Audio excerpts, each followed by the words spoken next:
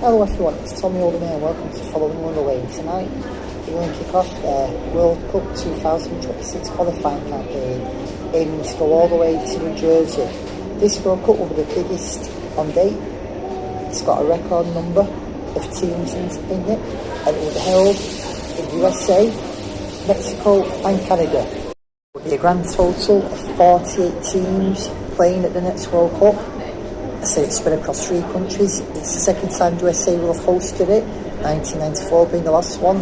Mexico last hosted games in 1986, and Canada will be hosting games at the World Cup for the first time. As expected, the 3 North American nations have got automatic qualification, and Japan became the first team to qualify last night, as you saw my daily football stat. Now, not all of the European teams kick off their campaigns tonight. Those who are not in the Nations League will begin their qualifying campaign in September, and not all of the groups have been fully confirmed, so that is why I'm not going to share all of the groups. I'm just going to focus on England's group, which consists of Andorra, Albania, Serbia, Latvia and of course England. Serbia and Albania now, that will be some time because there's a lot of hatred between them. And last time the sides met was the drone incident, but that can be left to another day. There will also be Thomas Tuchel's first game in charge as England manager after becoming a permanent replacement for Gareth Southgate and taking over from interior manager Lee Carsley. He has called up quite a number of players for the squad. He's got a 26-man squad, but only 23 players can be named. Cole Palmer's already withdrawn, and Morgan Gibson-White has come into the squad, but he's not in the final 23 matchday squad. We know Jordan Henderson has surprisingly been recalled. I wouldn't have called him back myself. I wouldn't say his experience. I'd have offered him an ambassador coaching role, but to his credit, Ajax are having a good season at the moment. Marvin Rodgers has been called up tonight. Now, I look at this group, and there is no reason why England should not qualify. I'd be shocked if we didn't qualify. Serbia probably the toughest test, but on paper we should still have enough in our squad to overcome them. England should win it. I think Serbia's second, and it's between Albania and Latvia for third and fourth, although Albania may fancy their chances against getting into second place. The fact you've got a pretty decent team at the moment. They did qualify for the last Euros, and we're in a group that also contained Italy, Spain and Croatia. Andorra didn't have a bad Nations League, but if they're able to get more than any draws or any win, it will be seen as some achievement, and that's not knocking them.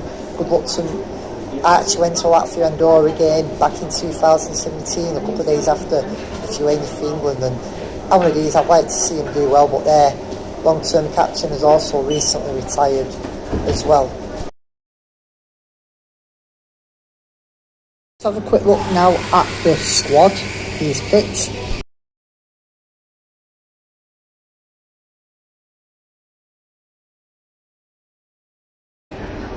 Dan Burn and Miles Lewis-Skelly are 2 of the standout picks on the debut. As I said, Jordan Henderson and Marcus Rashford have both had recall. Surprisingly, there's no room for Ollie Watkins.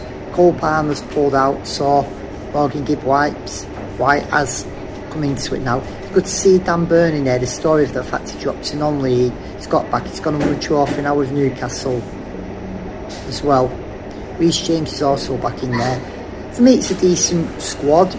I do hope though he does look to youth rather than, we knew the experience, but we need to get some of these younger players for games that we can't keep living off the old school much longer. Otherwise you're going to risk young players just missing out, or even in danger if they don't get games, being eligible to join another country.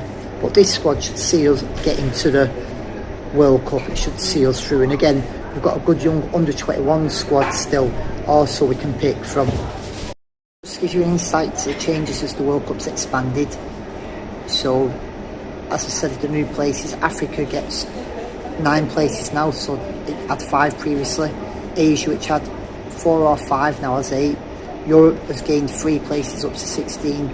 North and Central America will have 6, so that's the 3 hosts plus potentially 3 or 4 more teams. South America has 6, that's 4 or 5, potentially 7 from a playoff as well. And Oceania has 1, and possibly 2nd because of the intercontinental playoff. So Oceania finally get their deserved place, or the likely is probably New Zealand. I know I've mentioned Tahiti, they played at a Confederations Cup, I think that was in 2013. Fiji apparently got a couple of players who could play from England. Now I know Rochdale has a high Fiji community, but red tape means they're not able to play. The South American one, 17 potential out of group of 10. It just defies the logic of what's the point of qualifying. I still think South America and North America and Oceania should go into Asia to make the qualifying more interesting. Either way, we'll see what happens. Will having more teams there benefit some of the other nations? Well, I'd love to see a World Cup one day where the winner doesn't come from Europe or South America. And Morocco's shown at the last World Cup that these countries are improving. The fact you've got now players who can play, who've got dual nationality or having been capped at youth level, can play. So anyway, back to the game.